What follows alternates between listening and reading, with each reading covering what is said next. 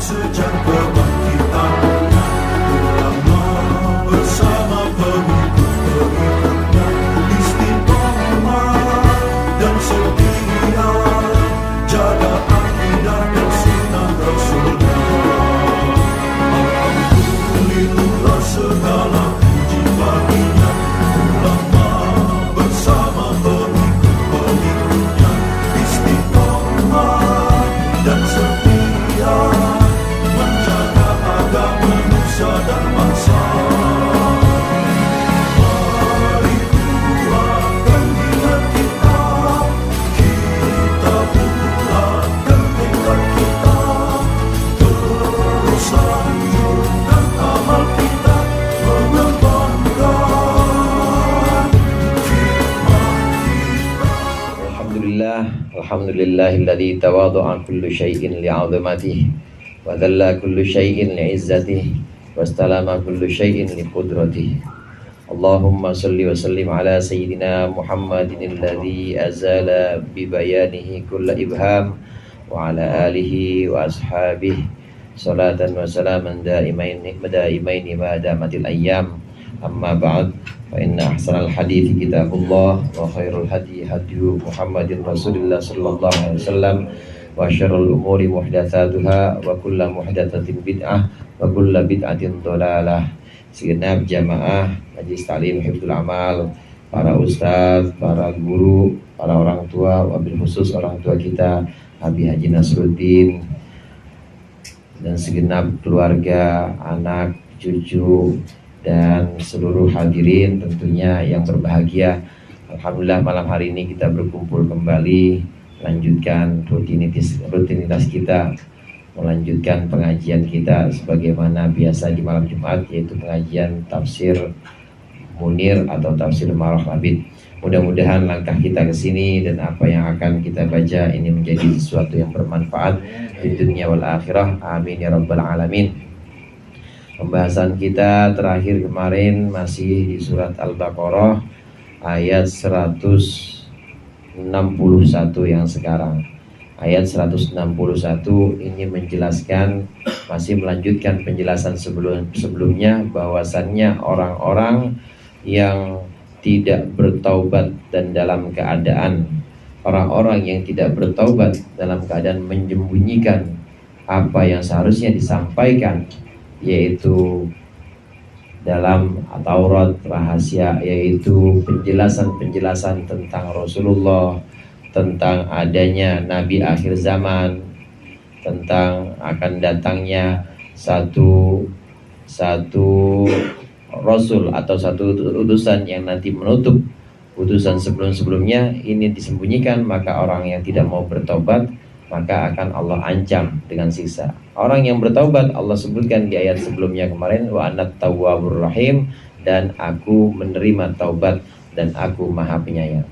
Di ayat berikut ini bagaimana orang-orang yang belum bertaubat, orang-orang yang tidak bertaubat kemudian mati dalam keadaan kafir. Disebutkan dalam ayat berikut ini, qala Allahu ta'ala wa huwa asdaqul qailin, innal ladzina kafaru wa matu wa hum kuffarun ulaika alaihim la'natullahi wal malaikati wan nasi ajmain. Innal ladzina kafaru, sesungguhnya orang-orang yang kufur, dia alladzina bil kitmani wa ghairihi, dengan menyembunyikan kebenaran, wa ghairihi, dan dengan selain kitman, selain menyembunyikan kebenaran, wa matu wa hum kuffar, dan mereka mati dalam keadaan kafir, kufur atau ingkar billahi, kepada Allah wa rasulihi, dan kepada utusan Allah. Ulaika, mereka itulah alaihim la'natullahi, atas mereka laknat Allah, wal malaikati, dan laknat malaikat, wan nasi ajmaina, dan laknatnya manusia seluruhnya, hatta ahli dinihim, hingga ahli agama mereka. Fa'innahum, maka sesungguhnya mereka yaumal qiyamati, di hari kiamat, yal'anu ba'duhum ba'dun, akan melaknati sebagian mereka, ba'dun, akan sebagian yang lain. Ada pengecualian di ayat sebelumnya. Orang yang menyembunyikan kebenaran di Taurat, sengaja ditutup-tutupi, sengaja diubah kebenaran Taurat ini kemudian ditutup-tutupi, maka kalau dia bertaubat Allah akan ampuni. Allah akan terima taubatnya dengan syarat dan ketentuan berlaku. Syarat dan ketentuan berlaku sebagaimana kita tahu, taubat itu harus ada penyesalan. Selain ada penyesalan, taubat itu harus berhenti. Udah berhenti dari dosa yang memang ditinggalkannya. Kemudian taubat itu harus ada azam atau tekad kuat tidak mengulanginya lagi. Kalau 3 syarat taubat ini tidak dipenuhi maka nggak diterima taubatnya. Selain itu juga tambahan 1, Imam Ghazali menyebutkan taubat itu harus ada syarat ilmu. Tahu maksudnya. Tahu di sini untuk menghindari orang yang taubatnya ikut-ikutan. Kalau taubatnya ikut-ikutan nggak sah. Sholat aja kita ikut-ikutan nggak sah. Ngapain bang angkat tangan? Ngapain bang nungging-nungging begitu? Saya mah ikut-ikutan aja mau sholat Nasir, nggak sah sholatnya. Tapi kalau udah belajar, ini namanya sholat asar 4 rakaat, fatihahnya hukumnya wajib. Yang wajib-wajib mulai dari takbiratul ihram semua dia tahu dan dia kenal, maka sah sholatnya. Ini syarat ilmu. Dalam setiap ibadah harus ada syarat ilmu. Kalau nggak ada syarat ilmu maka tidak sah, karena dianggap ibadahnya itu ikut-ikutan. Demikian juga taubat. Taubat tanpa ilmu atau tanpa pengetahuan, hanya ikut-ikut aja, hanya mengikuti trennya orang taubat nasional atau taubat sekampung, dia cuma ikut-ikutan, maka tidak sah kalau tidak ada pengetahuan atau tidak ada ilmu. Orang yang bertaubat dengan syarat-syarat yang sudah disebutkan tadi, maka Allah menerima taubatnya. Demikian hadirin, sehingga orang buruk bagaimanapun dia buruknya, kalau dia bertaubat maka tetap akan Allah ampuni dosa-dosanya. Allah terima taubatnya. Oleh karenanya kita nggak boleh sembarangan. Kita melihat orang yang mungkin sekarang dosanya itu banyak banget. Pokoknya semua dosa, semua maksiat pernah dilakuin. Asal dia belum mati, jangan sembarangan. Asal dia belum mati, boleh jadi nanti dia taubat. Nah kemudian ibadahnya, agamanya lebih baik dibanding kita. Walaupun di ayat sebelumnya atau dalam ayat Al-Quran beberapa disebutkan Allah melaknati, malaikat melaknati, manusia melaknati. Ini untuk orang-orang yang meninggal dalam keadaan kafir. Tapi kalau belum meninggal maka nggak boleh dilaknat. Kalau belum meninggal itu nggak boleh kita kutuk, nggak boleh. Siapa tahu dia taubat dan Allah kasih hidayah. 1, ini catatan tentang doa atau Allahumma anhum, misalnya mendoakan orang, jangan, nggak boleh mendoakan orang yang masih hidup, tuh nggak boleh. Meskipun dia kafir, 1 orang tuh nggak boleh. Yang kedua, mendoakan orang untuk laknat, meskipun ayat sebelumnya disebutkan ada Allah melaknati mereka. Melaknat orang yang masih hidup ini nggak boleh yang sifatnya personal. Ada orang namanya Amar ini maksiat mulu. Nah kemudian kita doa, ya Allah laknati Amar, nggak boleh. Kalau personal nggak boleh. Tapi kalau bukan personal, bukan individu boleh. Kalau kelompok misalnya, ya Allah Allahumma an al Yahud wa Nasara misalnya, boleh yang kayak begitu boleh. Asal jangan 1 orang. Meskipun 1 orang itu orang kafir nggak boleh. Kalau personal, kalau individu nggak boleh. Tapi kalau kelompok diperbolehkan. Kembali di sini di ayat 160 surat Al-Baqarah ini, orang-orang yang meninggal, orang-orang yang mati dalam keadaan kafir, ingkar kepada Allah, ingkar kepada Rasulnya, inilah orang-orang yang Allah laknat. Kalau masih hidup kita nggak boleh ikut-ikutan melaknat, karena boleh jadi nanti dia taubat. Tapi kalau sudah mati, udah finish, udah sampai ya garis finish tapi masih kafir juga, masih ingkar juga, inilah orang-orang yang mendapat laknat Allah, mendapat laknat malaikat, dan bahkan mendapat laknat manusia semuanya. Syekh Nawawi Banten di sini menafsirkan bahkan manusia yang dimaksud di sini bukan laknat dari orang-orang Islam aja.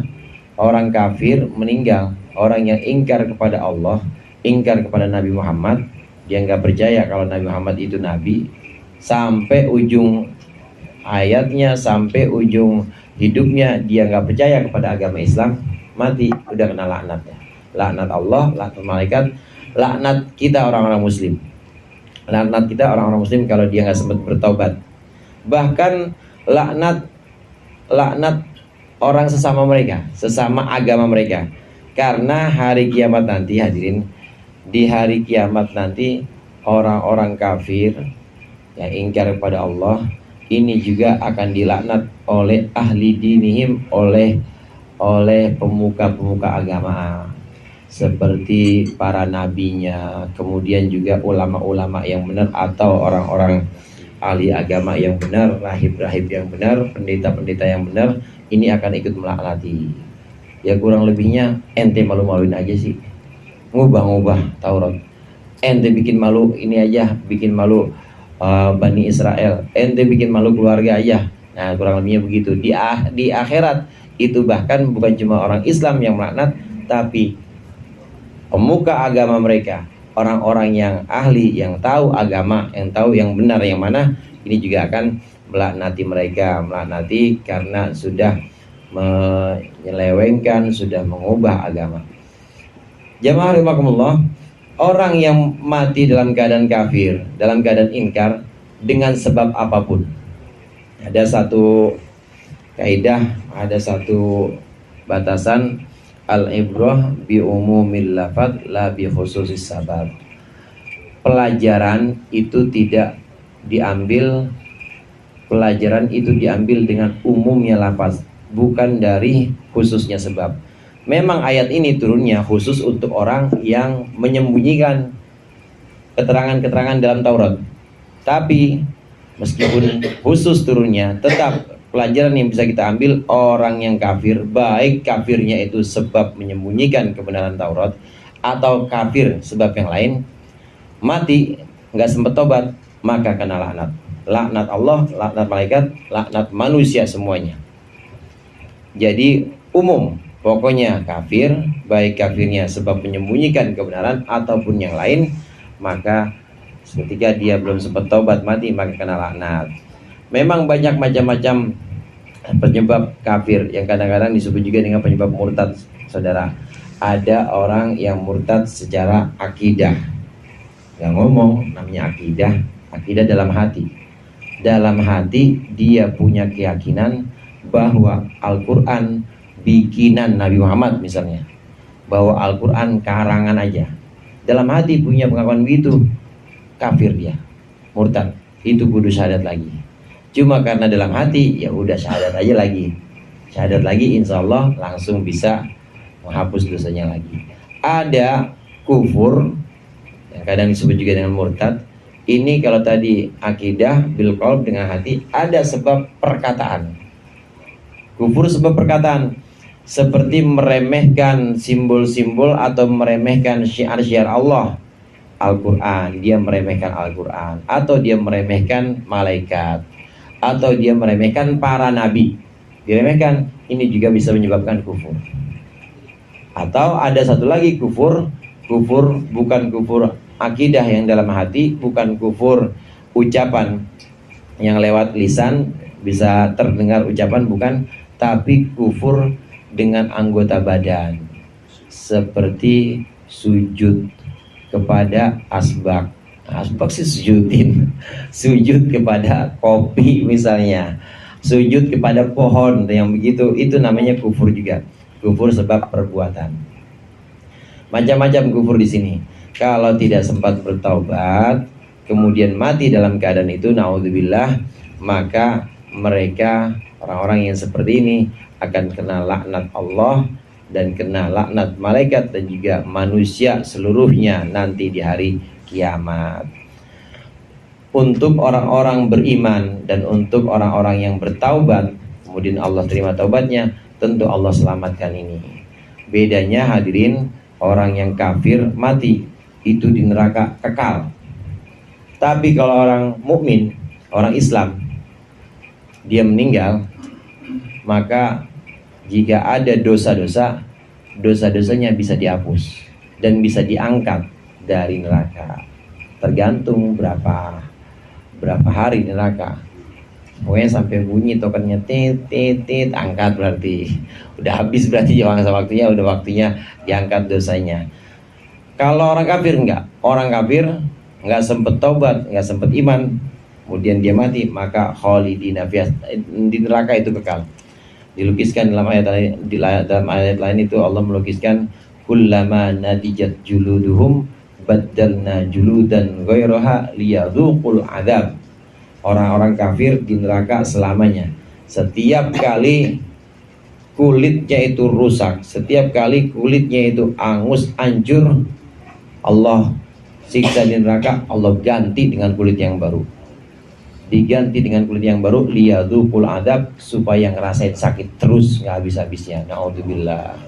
Mudah-mudahan Allah lindungi kita dari siksa neraka, Allah jaga iman dan Islam kita, dan Allah jadikan kita orang-orang yang mendapat istiqomah, menjadikan kita orang-orang yang terus menjaga iman dan Islam kita hingga akhir hayat. La yukhaffafu anhumul adab, khalidina fiha la yukhaffafu anhumul adabu wa lahum yunzarun. Wallahu a'lam bishawab.